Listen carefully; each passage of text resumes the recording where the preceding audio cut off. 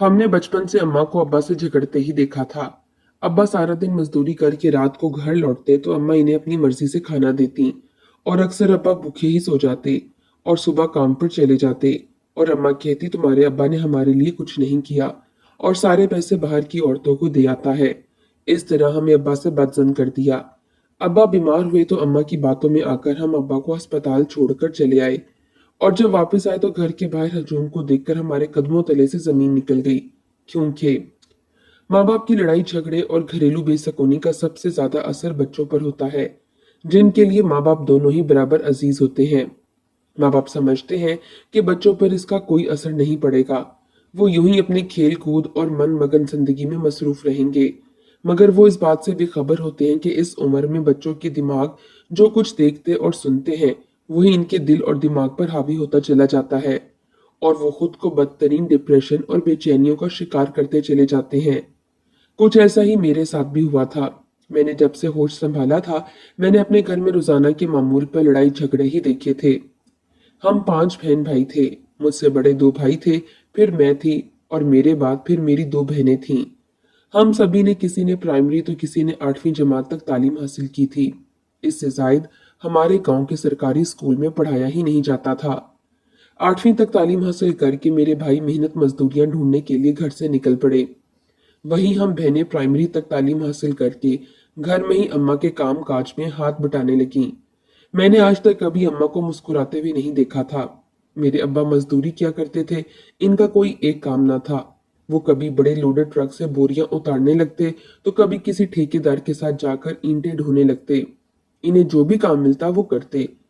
बाज दफा तो 12-12 घंटे वो लगातार काम करते रहते।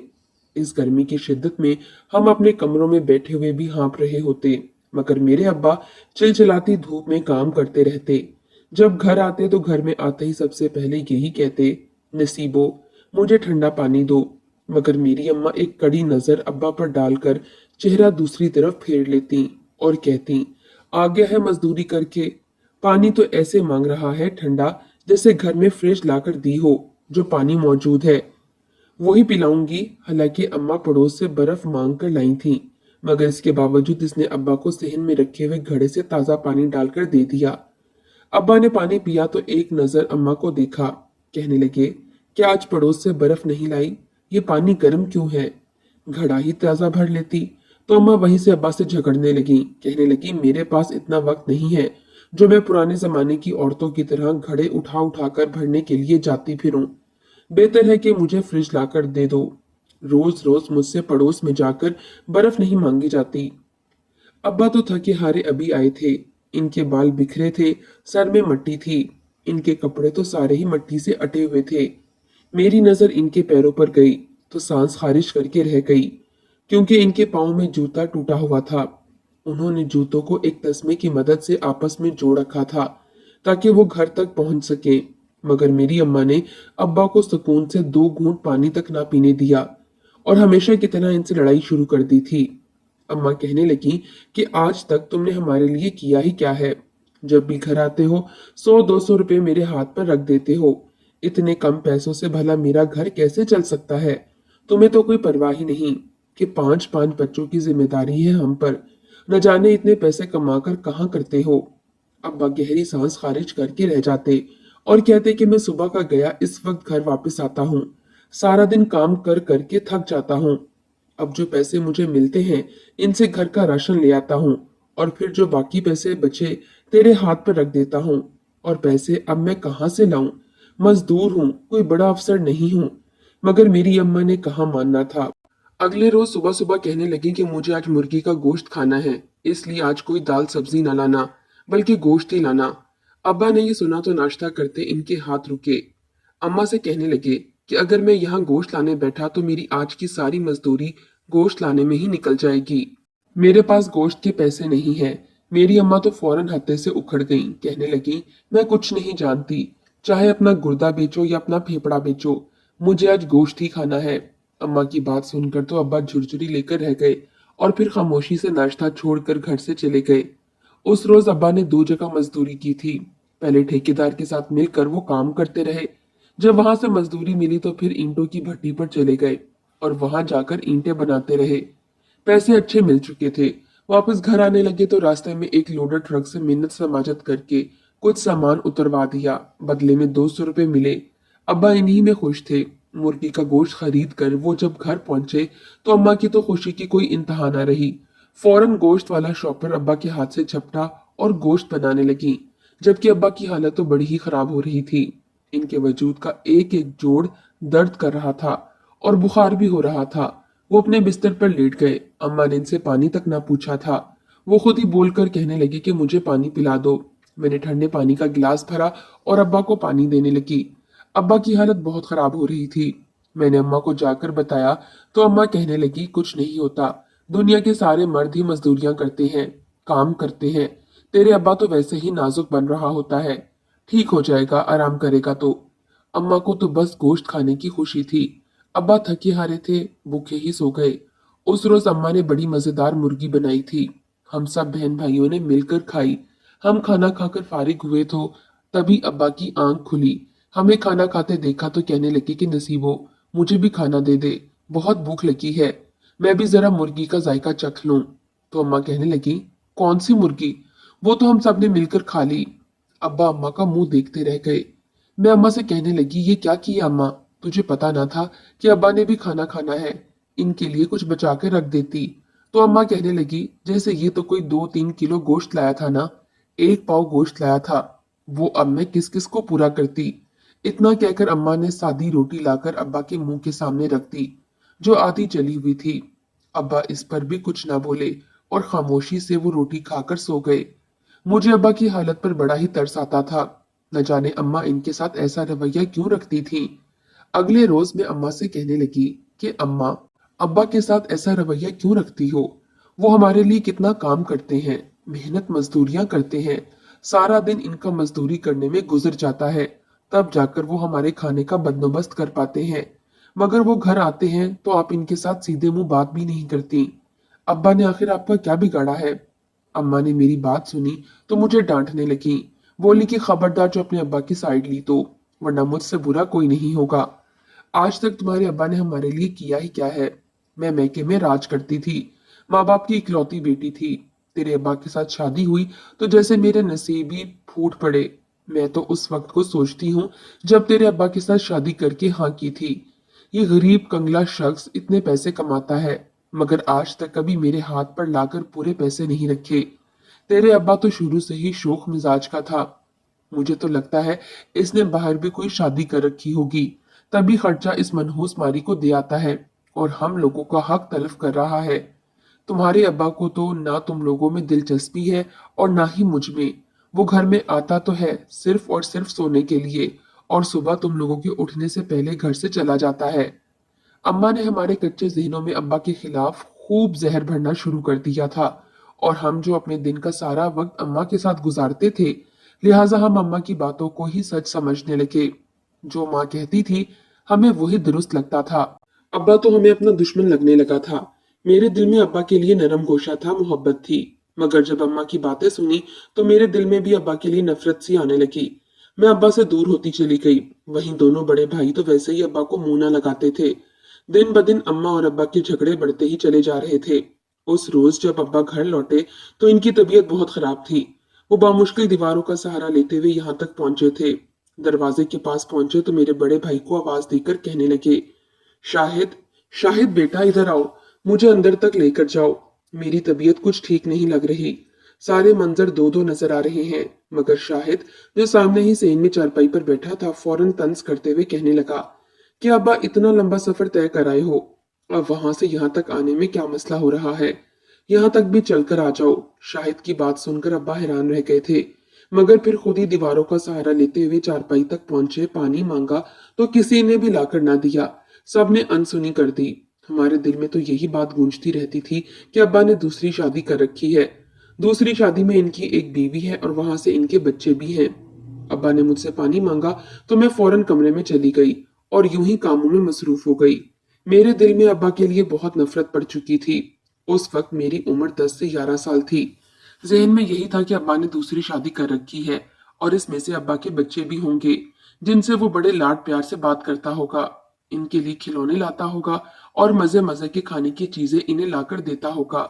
हम तो अब्बा के जैसे सौतेले हैं, हमारे तो वो नाज नखरे ही नहीं उठाता। सारा दिन अपनी इन्हीं बच्चों के साथ बैठा बातें करता रहता है। ये सोच सोचकर मेरी आंखों में आंसू आ चुके थे। मैं मासूम थी, अनजान थी, और इसी मासूमियत का फायदा मेरी माँ ने उठाया था।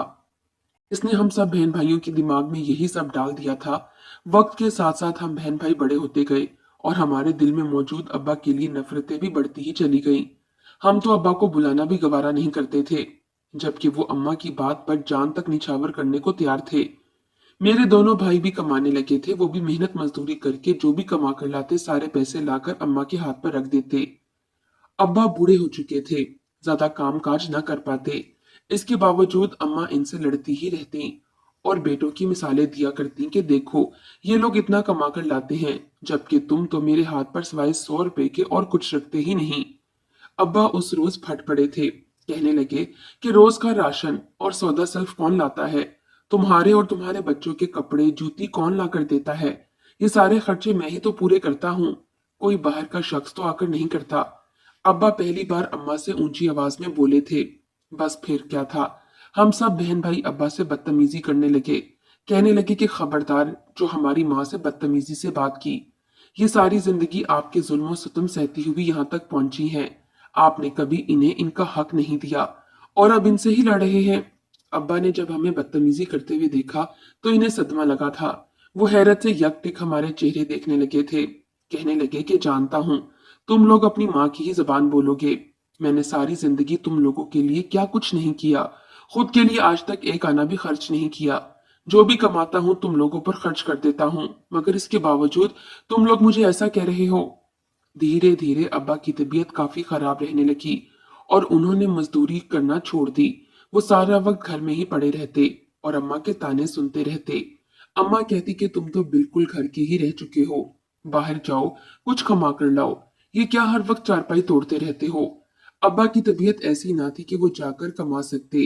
अम्मा सब जानती थी, मगर इसके बावजूद इसने अब्बा के साथ बदतमीजी से बात करने की ही ठानी थी।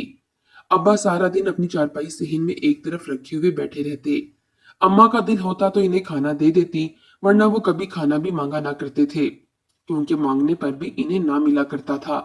अब्बा हर वक्त खांसता रहता और अपने बेटों से यही कहता कि मुझे कोई दवा ला दो, मुझसे अब ये खांसी मजीद बर्दाश्त नहीं होती। इनका वजूद हर वक्त बुखार में तपता रहता, मगर बेटे कहते कि हमारे पास इतने पैसे नहीं जो तेरे इलाज पर खर्च करें, जाकर खुद कमाओ और लगाओ। आज तक आपने हमारे लिए किया ही क्या है जो अब हम तुझ पर पैसे खर्च करना शुरू कर दें। एक बार तो ये सुनकर अब्बा की आंखों में आंसू आ चुके थे। वो रोने लगे, कहने लगे कि आज तक जो भी कमाया तुम लोगों के हाथ में ही तो आकर दिया था, मगर न जाने कौन सी गलती ऐसी सरजद हो गई कि आज मेरी औलाद मेरे साथ ऐसा सब कुछ कर रही है। अम्मा को तो अब्बा के घर में मौजूदगी भी खलने लगी थी। एक रोज गुस्से से कहने लगी कि ये बुढ़ा आखिर मर क्यों नहीं जाता, कब तक यूं ही घर में पड़ा रहेगा, ना मरता है ना घर से कहीं बाहर जाता है। सारी जिंदगी पराई औरतों पर पैसे लुटा लुटा कर अब जब ये उम्र आई है तो बीवी याद आ गई है। हम सब बहन भाई अम्मा के करीब बैठे थे और अम्मा हमारे सामने एक दफा फिर अब्बा की बुराइयां कर रही थी। हमें तो ये समझ नहीं आती थी कि आखिर अम्मा ये सब कुछ सोच कैसे लेती है। हमारा तो उस तरफ जहन भी न होता जहाँ की बात अम्मा कर दिया करती थी। उस रोज अब्बा की तबीयत बड़ी खराब थी। वो बार बार खांस रहे थे और करा रहे थे। इनके पूरे वजूद में दर्द हो रहा था। इनकी हड्डियां कमजोर हो चुकी थीं। जरा से हिलने पर भी इनके वजूद का जोड़ जोड़ दर्द करता था। इनके कराने की आवाज से हमारी नींद खराब हो रही थी। अम्मा एक दो बार बोली कि हमें सुकून से सोने क्यों नहीं देते, खुद तो सारा दिन चारपाई पर पड़े रहते हो, हमें तो एक रात ही सुकून की मैसर होती है। मेरे बच्चे दिन के थके हारे घर आते हैं और तुम इन्हें भी आराम नहीं करने देते। ये सुनकर अब्बा कुछ देर के लिए अपनी खांसी रोक लेते, मगर फिर कुछ देर बाद इनकी हालत वैसी ही हो जाती। कहने लगती कि अपने बच्चों को बोलो कि मुझे डॉक्टर के पास ले जाएं। मेरी तबीयत दिन ब दिन मजीद बिगड़ती चली जा रही है। अगले रोज अम्मा ने दोनों बेटों से कहा कि जाओ अब्बा को जरा अस्पताल की सैर करवा लाओ। बहुत शौक है ऐसे अस्पताल जाने का।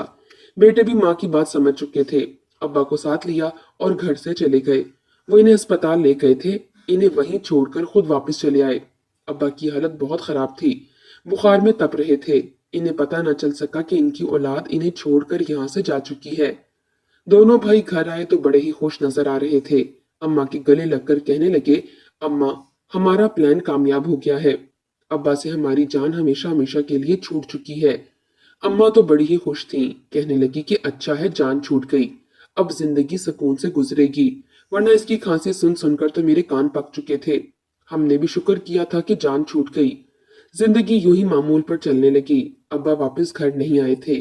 पूरे गांव में ये बात फैला दी कि हमारे अब्बा फौत हो चुके हैं। सबको यही लगने लगा कि मेरी माँ बेवा हो चुकी है।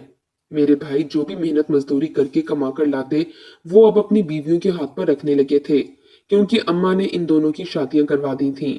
कुछ अरसे बाद मेरे लिए भी मुनासिब रिश्ता देखकर अम्मा ने मुझे भी ब्याह दिया, और यूं मैं भी अपने घर की हो गई। मेरी सास और नंद बड़ी ही चालाक थीं। बात बात पर मुझे शौहर से डांट पड़वाया करती। अगर मैं कुछ बोलती तो बदले में मुझे मजीद सुनाया करती। मैं के जाकर अम्मा को बताती तो भाई कहते तेरे घर का मसला है तो खुद ही सुलझाएगी। वैसे भी लड़ाई झगड़े किस घर में नहीं होते। इसका ये मतलब नहीं कि तू शिकायतें लेकर मैके चली आ। ये सुनकर मेरा दिल बेचैन सा हो जाया करता, क्योंकि मैं कोई बहुत तेज तरार लड़की ना थी। वहीं भाभीियों ने भी अपने रंग दिखाना शुरू कर दिए थे। वो घर में मौजूद पाई पाई जोड़कर बनाया गया सारा जेवर जाकर अपने मैके दे आई थीं। भाइयों से भी सारे पैसे बटोर कर अपने मैके भिजवाती रहती, और घर में ये हंगामा किया कि चोरी हो गई है। मेरी माँ पहले तो ना समझी, मगर एक बार जब दोनों भाभीियों को बात करते सुना तो इसे यकीन आ गया कि ये सारी कारस्तानी मेरी दोनों भाभीियों की ही है। इसने दोनों को खूब डांटा और धक्के देकर घर से निकाल दिया। शाम को भाई घर आए तो अपनी बीवियों को ना पाकर सवाल करने लगे। मेरी माँ ने जब इन्हें सब कुछ बताया तो वो गुस्से से बिफर पड़े, कहने लगे, खबरदार, हमारी बीवियों पर इल्जाम लगाया। वो तो मासूम है, ये सब कुछ तूने ही किया होगा। पहले अब्बा को घर से निकलवा दिया और अब हमारी बीवियों के पीछे पड़ गई हो। तुम चाहती हो कि इस घर पर सिर्फ तुम ही राज करो। माँ सफाइयां पेश करती रह गई। बीवियों ने भी फोन करके अपने शौहरों को खूब भड़काया। यूं मेरे भाई भी बीवी की बातों में आकर वो घर छोड़कर चले गए और अपनी बीवियों के साथ अलग किराए के मकानों में रहने लगे। मेरी अम्मा पर यह सदमा बड़ा ही भारी गुजरा था।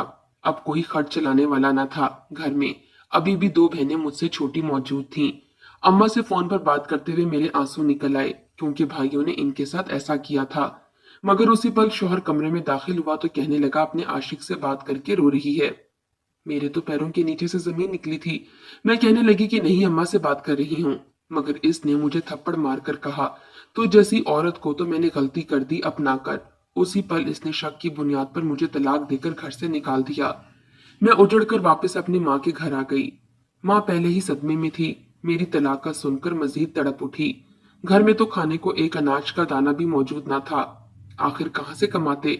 मैं भाइयों के घर गई और इन्हें सारी रुदात सुनाई, मगर कहने लगे कि हमारे पास इतने फालतू पैसे नहीं हैं जो अब तुम लोगों का पेट भरते फिरे। खुद ही कमाओ और खाओ।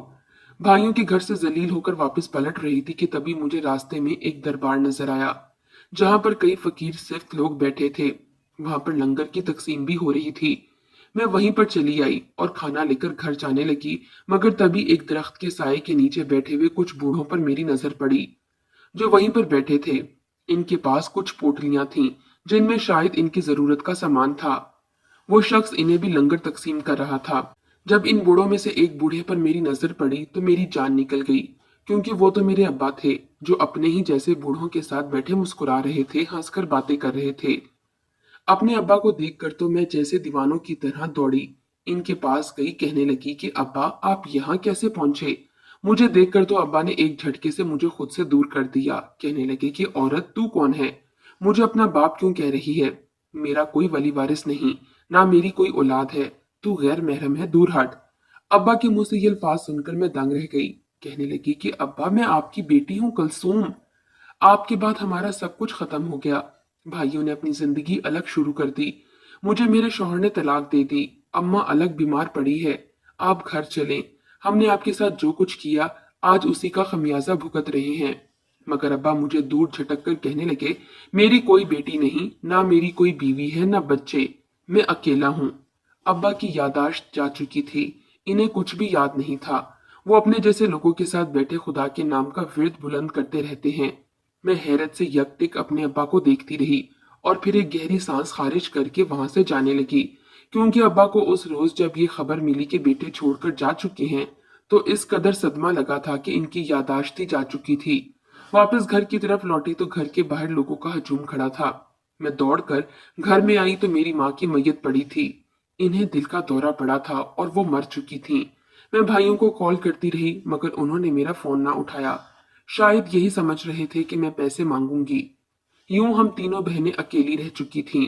भाइयों को तरस आया तो हमें अपने साथ घर ले गए और भाभीियों ने हमें अपने घर में नौकरानियां बनाकर रख लिया। अब जब सारा दिन भाभीियों की झिड़के खा खाकर रात को दर्द से चूर बदन लेकर घर के कोने में बिस्तर पर बैठती हूँ तो आंखों से आंसू निकल आते हैं और अब्बा याद आते हैं। भले ही गरीब थे मगर अब्बा ने आज तक कभी अपनी औलाद के साथ ऊंची आवाज में बात तक ना की थी। ये मरहूम अम्मा ही थीं जो हमें अब्बा के खिलाफ भड़का भड़का कर आज इस नौबत तक ले आई थीं। हमारी जिंदगियां बर्बाद होकर रह चुकी थी। अगर अम्मा भी अब्बा की मिजाज की ही अच्छी खुश इखलाक और नरम गो होती तो शायद आज हमारी जिंदगियां यूं बर्बाद ना हो रही होती।